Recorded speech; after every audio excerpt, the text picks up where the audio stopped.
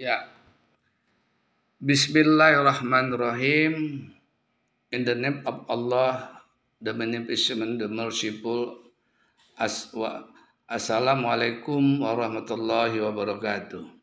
Waalaikumsalam warahmatullahi Ya, wabarakatuh. praise to be God. Okay, praise to Wabarakatuh. thanks so much. Praise to be God. Today, our subject talks about the draft of Islamic law, especially about inheritance. Before explaining and reading this draft written by Vina, I would like to say you that English is the windows of the world. Voluntarily, every one of you must understand the English literature because I think you know that English is used for the first as the most language all over the world, spoken by all people, by all countries. I think every one of us demanded by ourselves to read more and more. I think English is not difficult because you know that from elementary school, yeah, by now, till this time being, all of us, every one of us, we have learned, we have studied English taught by our teacher from elementary school till university. Okay, now let's me to read this draft. Okay, every one of you, I hope my hopefully to listen to hear my voice. And after reading, I would like one of you you can translate into your Indonesian language. By now, you can open your dictionary. If there is a word you don't understand, you can open your English dictionary. Okay, inheritance is the practice of passing on private property, titles, debts, entitlement, privileges, rights, and obligations upon the death of an individual. The rules of inheritance differ amongst societies and have changed over time. The passing on of private property and or debts can be done by a notary. Second paragraph. The Quran introduced a number of different rights and restrictions on matters of inheritance, including general improvements to the treatment of women and family life compared to the pre-Islamic societies that existed in the Arabian Peninsula at that time. Third paragraph. Furthermore, the Quran introduced additional heirs that were not entitled to inheritance in pre-Islamic times, mentioning 9 relatives, specifically of which 6 were female and 3 were male. The next, however, the inheritance rights of women remain inferior to those of men because in Islam, someone always has a responsibility of looking after a woman's expenses. According to Quran 4 by 11, for example, a son is entitled to twice as much inheritance as a daughter. The Quran also presented efforts to fix the laws of inheritance and thus forming a complete legal system. This development was in contrast to pre-Islamic societies where rules of inheritance varied considerably. In addition to the above change, the Quran imposed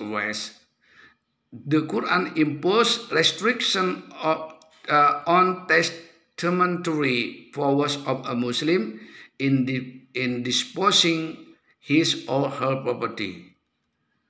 There verses of the Quran 4:11, 4:12, and 4:176 give specific the types of inheritance and share, and in addition to few other passages dealing with testamentary. But this information was used as a starting point by Muslim jurists who expounded the laws of inheritance. Coba silakan Vina dikebawahin lagi. Vina. Halo. Vina yang mana nih? Oke, thanks. Tadi sampai di mana? Iya, oke.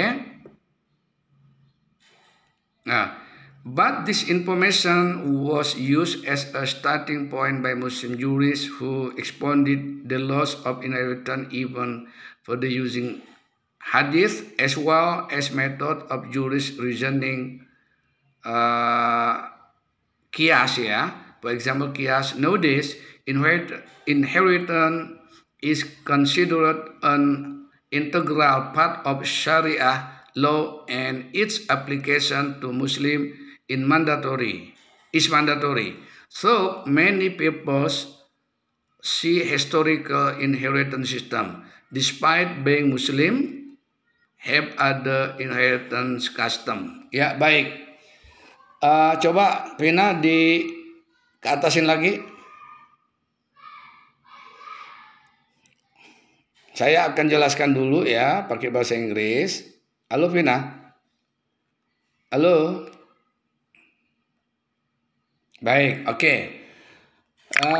I would like to explain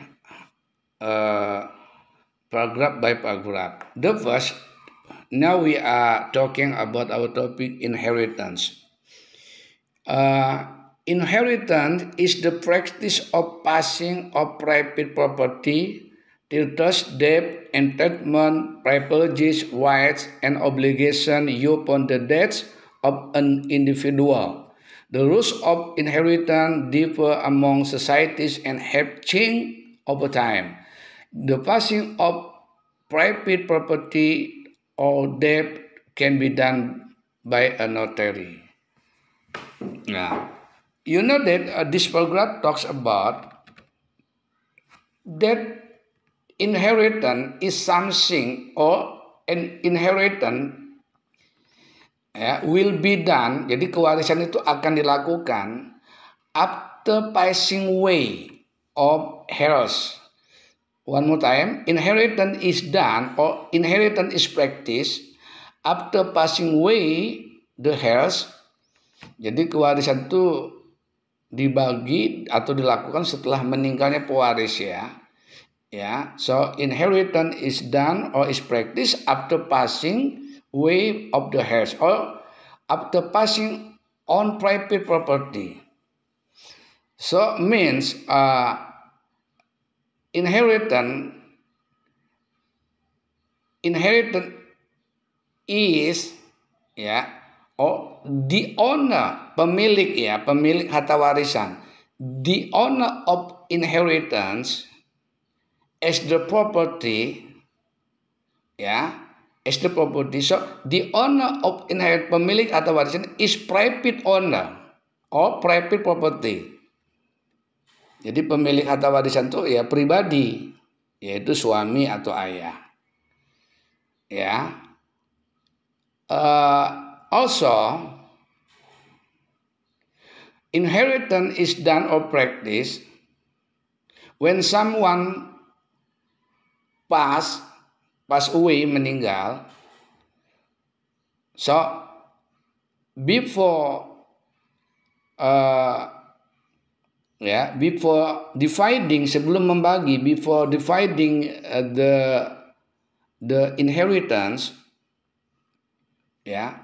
So if there are debt, kalau ada hutang, or in debt or entitlement, ada hak, or privileges, or hak istimewa, or rights, hak-hak, and obligation, dan kewajiban, and obligation upon the debt of an individual. Ini memang bahasanya, ini yang membahasakan tuh agak payah deh ya. Ya, before understanding the inheritance, we have to know about the Indonesian context talks about the inheritance. Memang sebelum kita memahami bahasa Inggris, kita harus paham dulu bahasa Indonesianya. Ya, sama dengan menghitung di konten saya itu. Bagaimana Anda akan menghitung sekian kalau nggak tahu angkanya. So, if the heirs, ahli waris, if the heirs passed away, wafat, and also the heirs, ahli waris, heir itu bisa pewaris, bisa ahli waris. Heirs, ya, heirs, ahli waris, has obligation, mempunyai kewajiban toward the heirs of passing away, terhadap pewaris yang sudah meninggal, ya, to accomplish or to finish, untuk menyelesaikan, to, ya, accomplish, ya, the obligation, kewajiban, ya, like about the debt, kalau pewaris mempunyai hutang, ya, and also about the we can say will, atau ada sesuatu yang dihibahkan, or also about maybe we say testamentary itu wasiat, ya, testamentary. So the heirs, ahli waris, after passing away of heirs,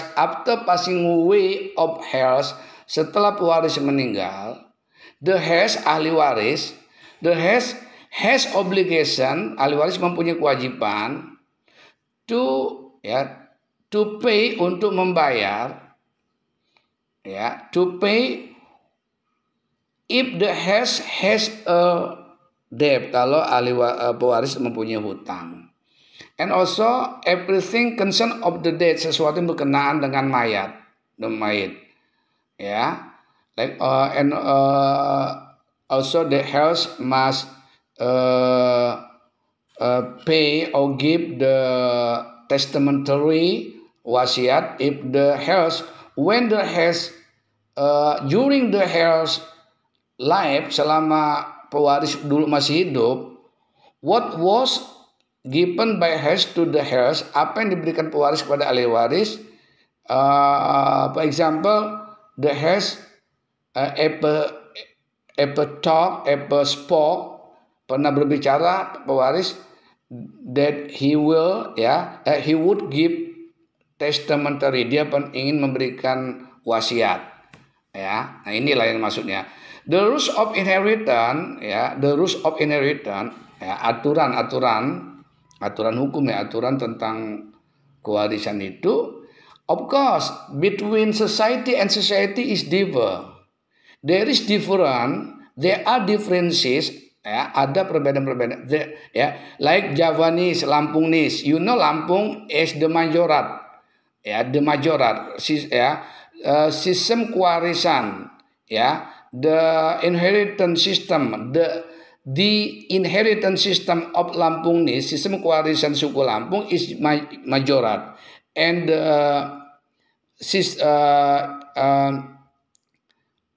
the inheritance system of Javanese, kalau sistem kewarisan Jawa is parental, ya. So it's mean every society, tiap suku, every tribe has differences ya in inheritance.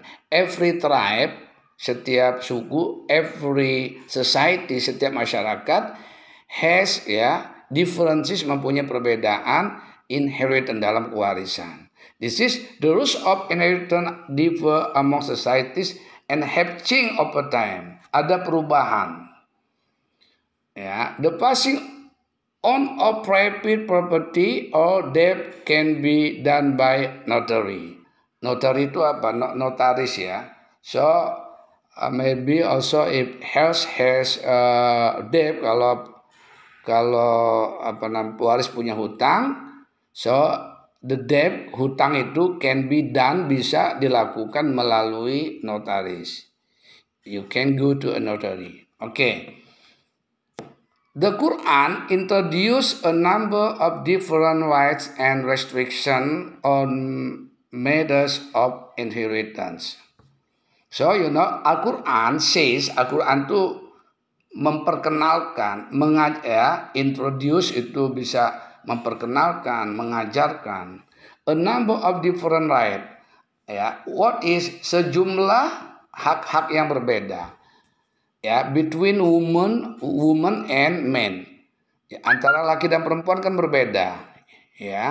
So the Quran, Al-Quran itu mengisyaratkan, introduce. There are different between men and women in receiving the inheritance, di dalam menerima harta warisan, including general improvement of treatment, including termasuk general improvement, general improvement, improve semua perkembangan to the treatment of women, di dalam menangani masalah perempuan dan keluarga and family, compared, dibandingkan to the pre-Islamic societies. Jadi that the woman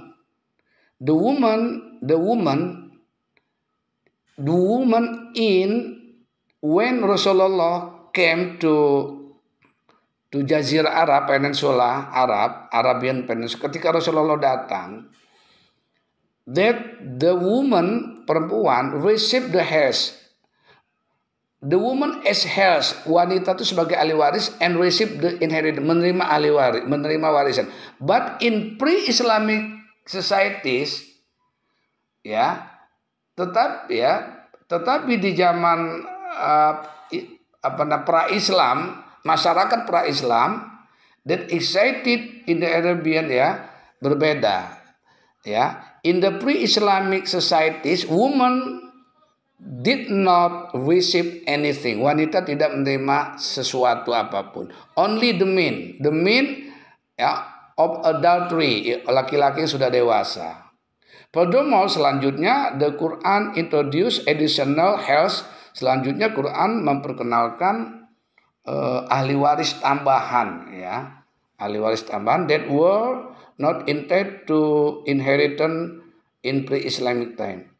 So in Islamic construction, in Islamic religion or in Islamic law, dalam hukum Islam, suitable in the Quran and Prophet's tradition, that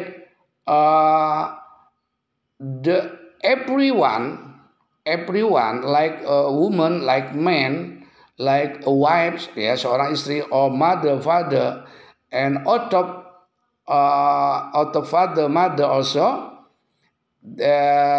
they will be a heirs. Jadi begitu Islam datang, di mana silakan ditampilkan lagi siapa namanya?